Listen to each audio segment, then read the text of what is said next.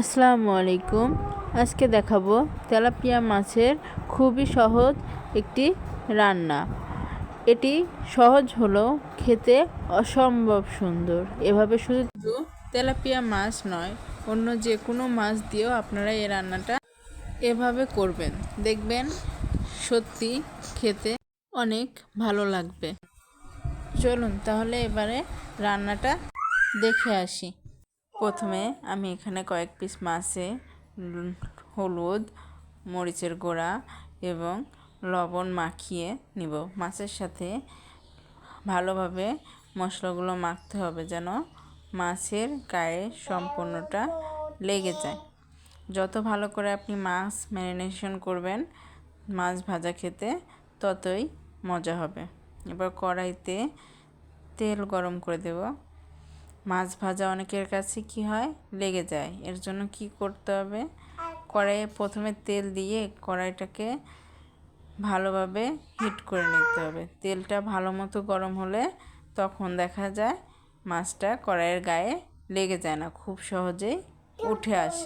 এভাবে আমরা মাছের এপিট ওপিট করে মাছটাকে ভালোভাবে ভেজে নিব। মাছটাকে খুব ভালোভাবে ভেজে আমরা উঠিয়ে নেব। এখন ওই তেলের মধ্যে আগে থেকে কেটে রাখা আলু দিয়ে সামান্য পরিমাণে কিছুটা লবণ দিয়ে আলুগুলোকে ভেজে নেব ভালোভাবে। কিন্তু দেখব আলু যেন পুড়ে না যায় বা এক পাশে গায়ে দাগ না হয়ে যায়, হালকা করে ভেজে নেব। এবার ভেজে উঠিয়ে নেওয়ার পরে ওই তেলের মধ্যেই কিছুটা পরিমাণে পেঁয়াজ কুচি দিয়ে ভালোভাবে পেঁয়াজটাকে কিছু সময় ধরে 1 মিনিটের মতো ভেজে নেব। যদি আলু ভাজার পরে তেল কম মনে হয় তাহলে ওখানে আরও কিছু পরিমাণে তেল দিয়ে নেবেন। এরপর এভাবেই পেঁয়াজটিকে কিছু সময় ধরে ভেজে নেবেন।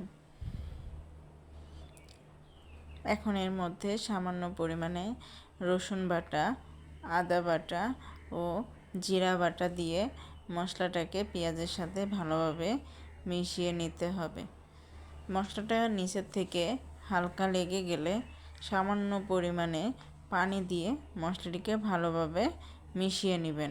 এরপর এর মধ্যে মরিচের গুঁড়া, হলুদের গুঁড়া, ধনিয়ার গুঁড়া, লবণ দিয়ে মশলাটিকে আরও কিছু সময় ধরে ভালোভাবে কষিয়ে নিতে হবে। মশলা যত ভালোভাবে কষানো যাবে তরকারির স্বাদ ততই ভালো হবে। এরপর এর মধ্যে সামান্য পরিমাণে পানি দিয়ে মশলাটিকে আরও কিছুক্ষণ কষিয়ে ভেজে রাখা আলুগুলো দিয়ে দিব।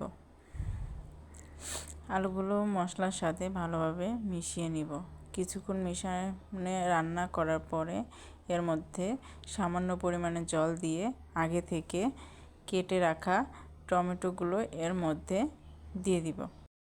টমেটো দিয়ে কিছুক্ষণ ঢেকে মশলাটিকে আরও ভালোভাবে আলু আর টমেটোর সাথে নেব। এরপর এতে পানি দিয়ে কিছু সময় জাল করে বলক উঠে আসলে তখন ভেজে রাখা মাছগুলো দিয়ে দিব। মাছগুলো দেওয়ার পর আবার ঢাকনা দিয়ে কিছুক্ষণ ঢেকে রান্না করে নেব। তারপর ঢাকনা তুলে মাছগুলোকে নেড়ে চেড়ে এর মধ্যে আগে থেকে কেটে রাখা ধনিয়া পাতা উপর থেকে ছড়িয়ে দিয়ে আবারও কিছুক্ষণ ঢেকে করে নেব। তারপর ঢাকনা উঠিয়ে এর মধ্যে সামান্য পরিমাণে কাঁচামরিচ কুচি দিয়ে রান্নাটিকে আবারও কিছুক্ষণ ঢাকনা দিয়ে ঢেকে নামিয়ে নিলে তৈরি হয়ে যাবে তেলাপিয়া মাছের খুব সুন্দর একটি রেসিপি। আপনারা চাইলে এটি অন্য যে কোনো মাছ দিয়েও ট্রাই করে দেখতে পারেন। আশা করি আপনাদের কাছেও অনেক ভালো লাগবে। ভিডিওটি ভালো লাগলে সবাই পেজটিকে সাবস্ক্রাইব করে